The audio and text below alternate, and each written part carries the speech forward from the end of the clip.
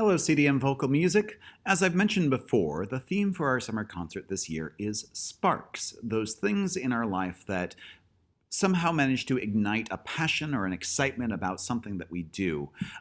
Those are the things that we're going to want to explore for our summer concert. The thought being that for many of us, the past year or so in quarantine has been really difficult, and it's been very easy for us to lose sight of some of those things that we're passionate about. You know, some of those things that really get us going during the day, that make us excited to do the work that we're sort of driven to do.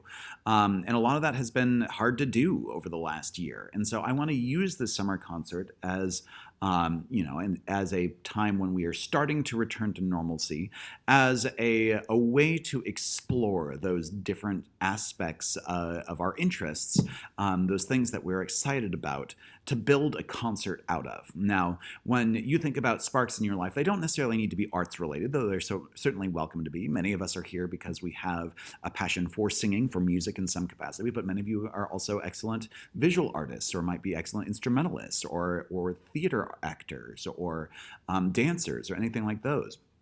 Many of you have strengths in the sciences. So what was it that really stood out to you about maybe robotics or computer science or eco stuff?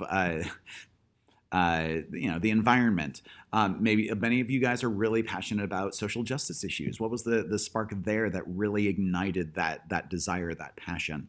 I want to just share a couple moments in my life that I can sort of trace back to that have, maybe not sent me to a specific location, but at least gotten me down the road. And that is an important thing about this concept of spark that we're adopting from the movie Soul from Pixar, is that the spark is not necessarily at the end goal. We might have a passion for soccer. That doesn't mean that we're going to end up a professional soccer player, but it might be something that you might end up as a coach in high school, or a high school coach, or something like that. Like there are ways that those sparks can manifest that could be different than our original intentions. So I have two that I want to share. The first one is sort of the spark that led me down the road of love of vocal music and also love of travel. And that's a really specific moment that I remember in the very first choir tour that I went to when I was a junior in high school. We went to Poland, the Czech Republic, and Germany, and we did a concert in the Royal Cathedral in Krakow, which is one of two major cities in Poland, Warsaw and Krakow.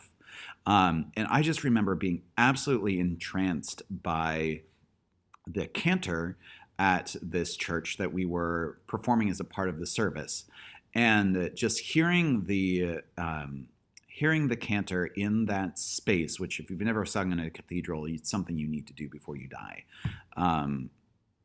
In just the surreal nature of being on the other side of the world for the first time in my life, to be in some place that is completely different was just such a formative memory for me, and I think is in a large part of that moment sort of encapsulates one of the things that really drove me to do what I do, to be a choir director, to take people on tours, to perform in different parts of the world with different people, because so many of those memories are so precious to me.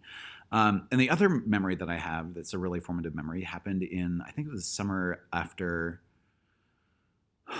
I want to say it was the summer after my first year of college. I sort of knew I wanted to be a teacher, but I wasn't really excited about working with young kids. And I was going to a family reunion. And the Ball family side of my family is a lot of fun. I really enjoy being with them. And we were going to my uncle's cabin in Maine. And I'm the youngest one in my generation. Like across all of my uncles and aunts, I am the youngest child. And I was sort of looking forward to like going and hanging out with some of the older guys. I love my uncles, love my aunts, love my cousins. And I found out on the way there that one of my aunts had adopted 3 foster children, or had taken in 3 foster children that were like ages 7, 8, and 9.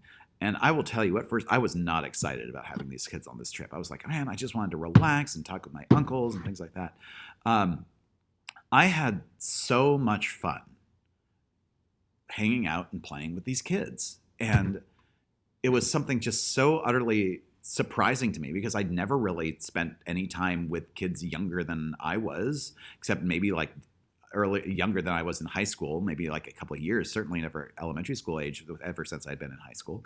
But I just I don't know, something about working with kids was something that brought me so much joy, and the ability to share the things that I get excited about and get them excited about things. And that led, I think, in large part to my many years as a camp counselor, which were really, really formative in turning me into the person that I am. And I taught elementary school music for a while and just absolutely loved it. And so, I mean, I'm grateful to work here with middle and high school too, but just something about that moment was just really, really, it just struck me in a way that really surprised me.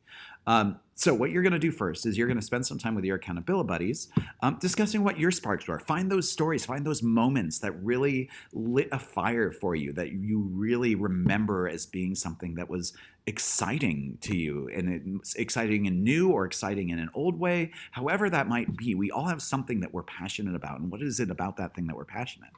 And then once you've done that, Mr. Weed is going to share with you guys a survey where I want you to describe in as great a detail as you can some of these examples of sparks that are in your life. And you're welcome to share more than one. And I do ask you to take your time in writing those answers, because I want to excerpt these as we're going into our summer concert, and potentially have some of you guys present about them, maybe include them as part of a slideshow collage, use some of them to inspire pieces of music that we're going to perform.